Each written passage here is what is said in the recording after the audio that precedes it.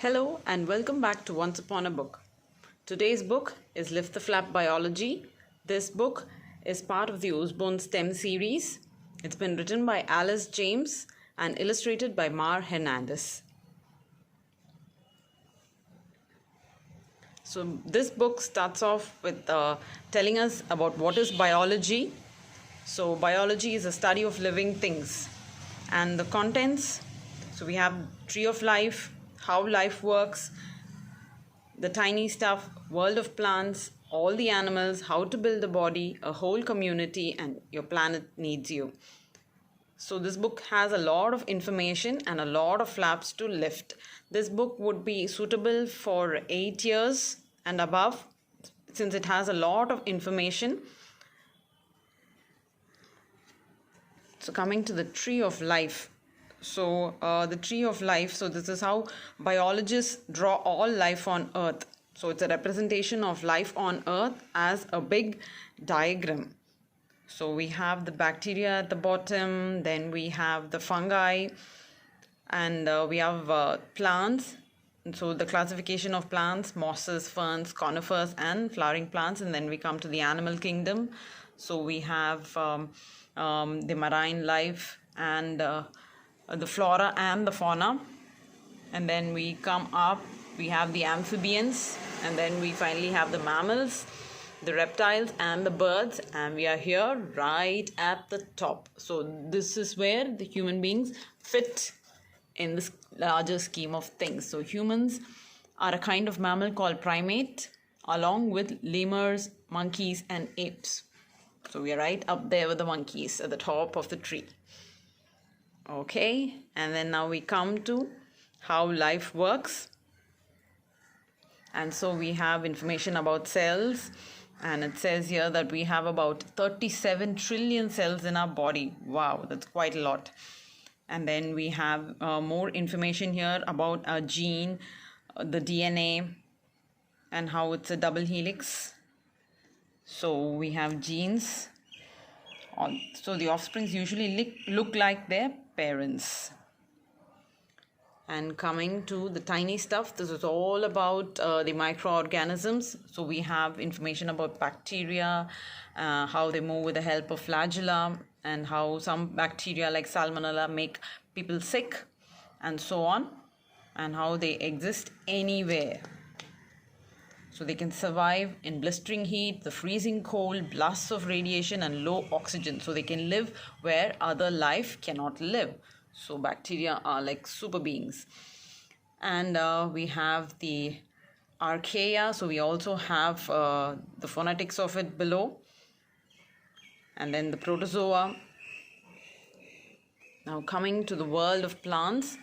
So we have the tropical rainforest, and our famous cacao tree, from where we get the cocoa beans for the chocolates. And then we have the entire different systems of the plants, how they prepare food by photosynthesis, how they reproduce, and so on. So this page has quite a lot of flaps. So even at the bottom there are a number of flaps. So you have different kinds of plants, right from underground to all the flowering and fruiting plants here. So this is quite vast and very informative. So it says this flower smells like rotting meat to attract insects. That's a stinky flower. So now coming to all the animals. So we have all the marine life and also all the animals that live on land. And we have quite a lot of them here. Again, lots of information and tons of flaps to lift. So we have here about the bears. The bear is hibernating. Its body shuts down and uses little energy, so it can go through winter without eating. And we also have information about nocturnal animals, bioluminescence, and a lot of information about animals going extinct as well. And then now we are coming to the human beings. So this is about all the different organ systems in a human body.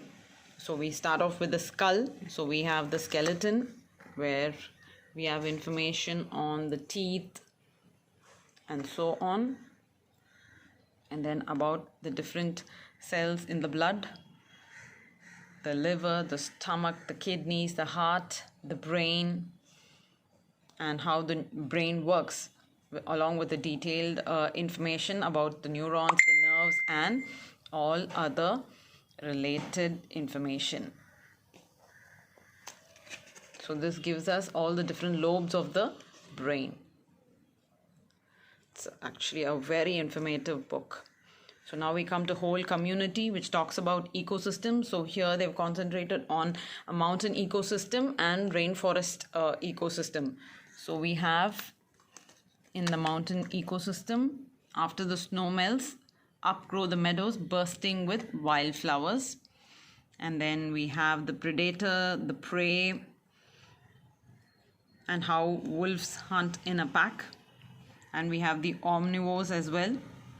So that means they eat anything that they get their paws on, from berries to salmon. So those are the bears. Now coming to the rainforest ecosystem, they talk about symbiosis, camouflage, and the bromeliads. So how they grow out of cracks and crevices, vines, and so on, and about biodiversity as well. And the last section is your planet needs you. Of course, it needs each and every one of us. We are all aware of the environmental issues. So this talks about global warming and how every second the rainforests are destroyed.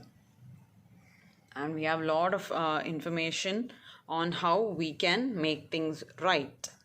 So we have reduce, monitored, and then they tell us about the famous 3 R's: reduce, recycle, and reuse.